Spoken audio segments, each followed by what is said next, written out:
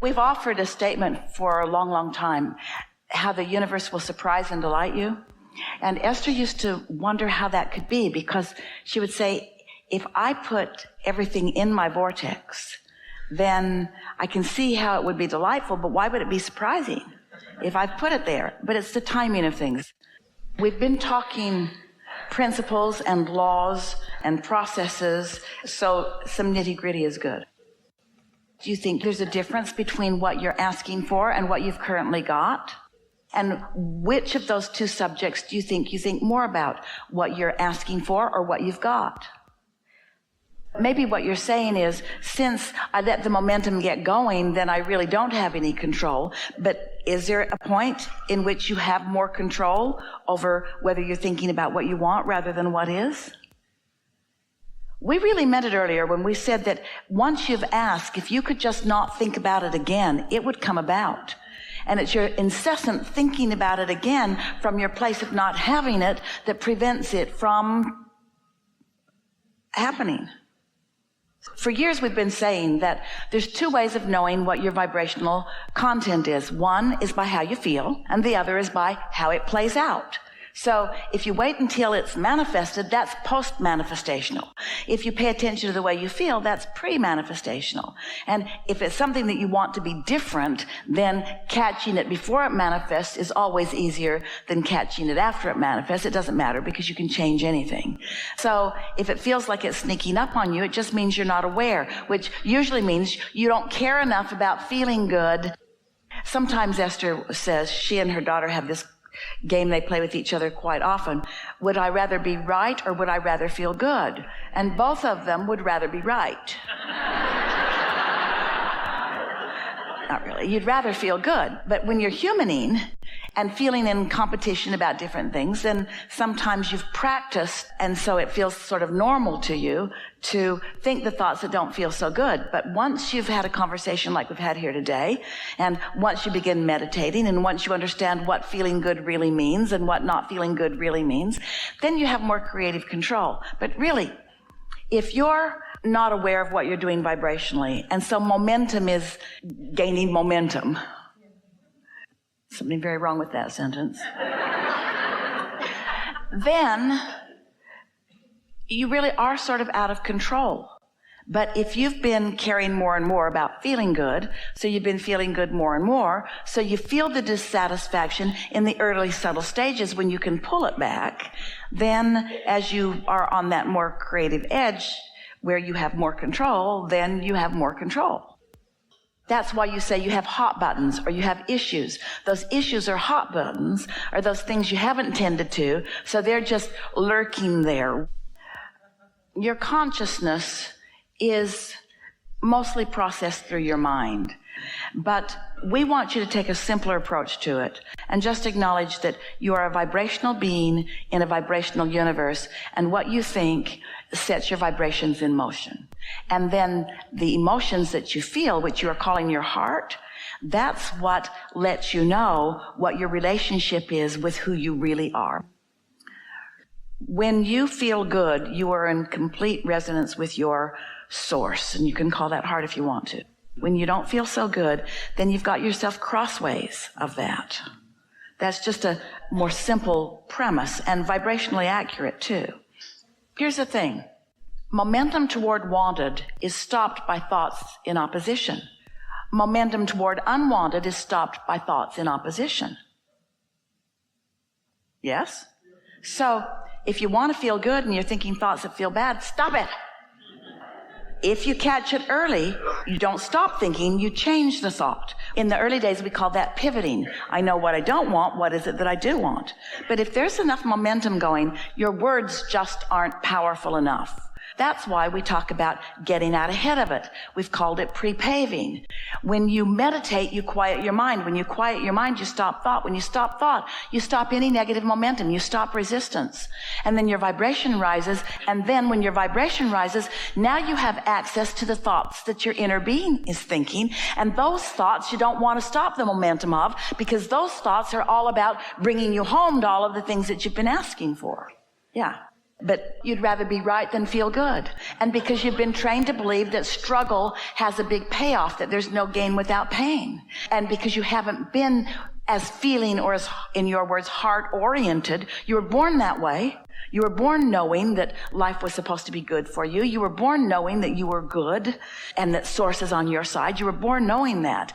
But then in your humaning, as you faction yourself off into these groups and continue to fight with each other about who's right rather than who feels good, then you lose your place. And there's no way out of that. Have you noticed that you just move from group to group, condemning group to group? Just join a new group and then blame the other groups, and then join another group and blame the other groups, and then just join another group and blame the other groups, and feel terrible through the whole process. Or you could meditate and stop all that thought, because when you're not thinking anything, then there's no resistance. And then you can allow your natural vibration to hook up with what your inner being knows you to be, which is all about who you really are. Not who you were when you were born, but who you have become ever since, the vortex version of you. The true source version of you.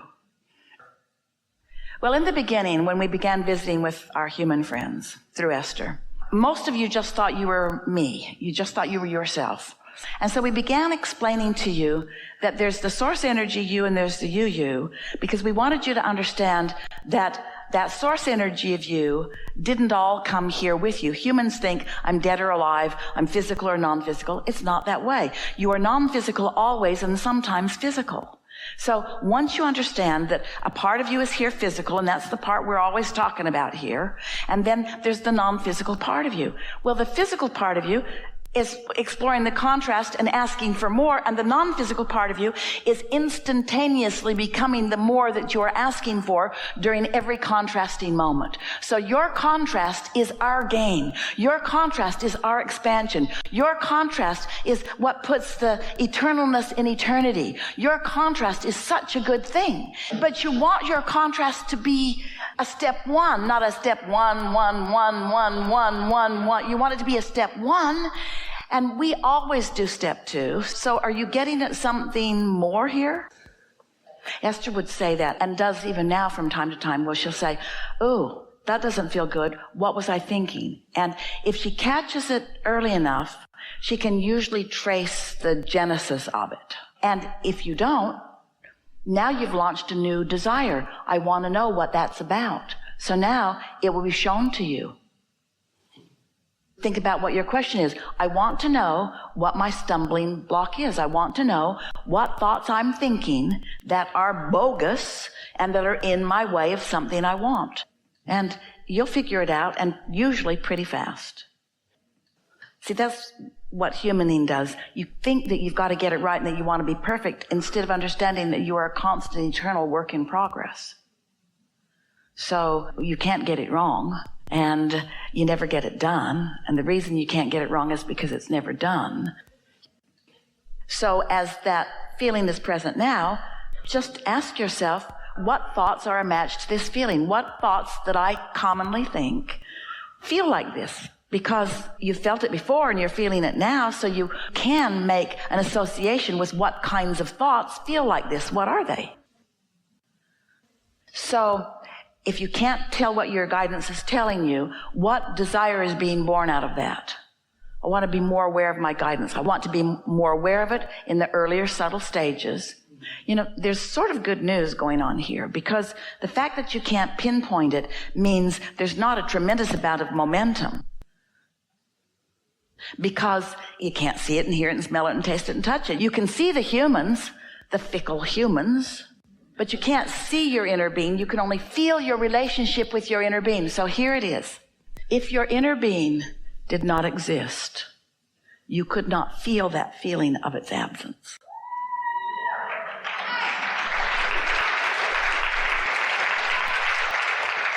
If there were no inner being knowing you, loving you, and calling you home, then you would not feel any resistance as you don't go.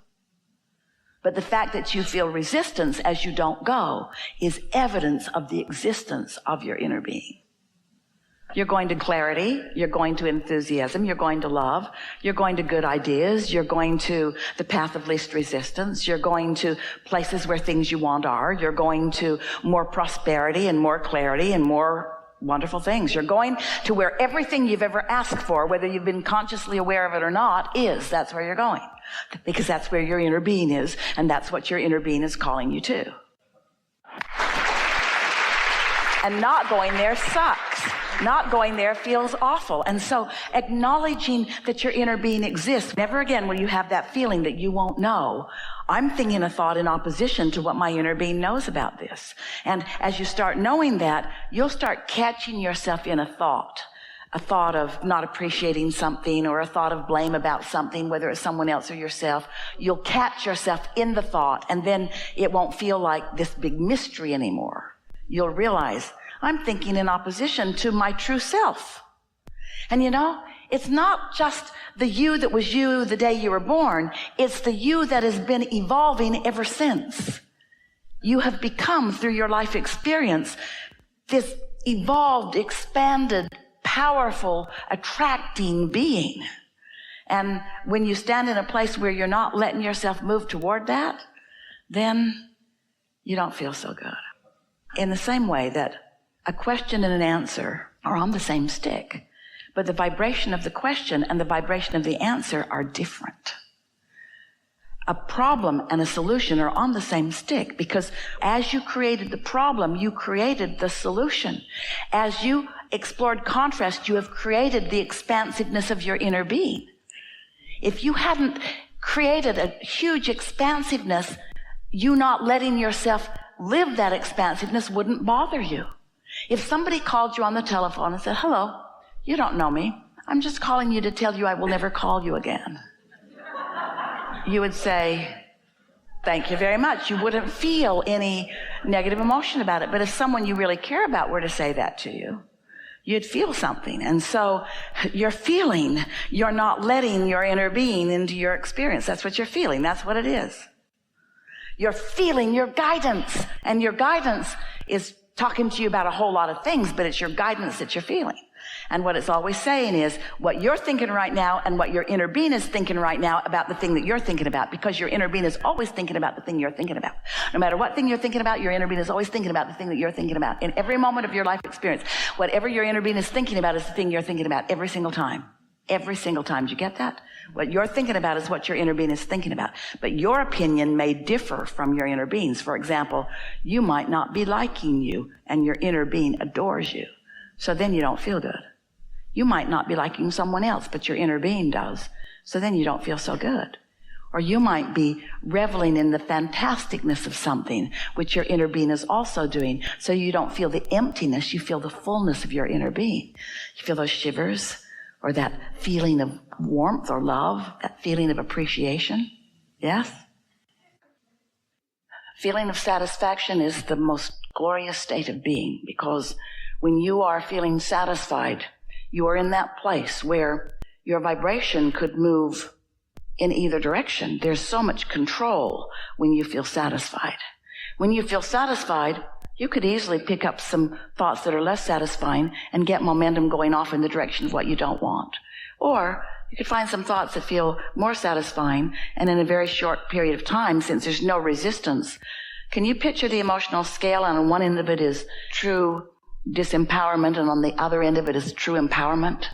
On the end that feels terrible, it feels like fear and regret, and on the other end it feels like love and appreciation. Well, right in the middle of that emotional scale is satisfaction. Satisfaction where you have control. Feeling pretty good about where you are? Eager for some more? It's going to be a really good day. All right. We're just taking your vibrational temperature. You're going to live. Really good. That's good. That's a very clarifying thing.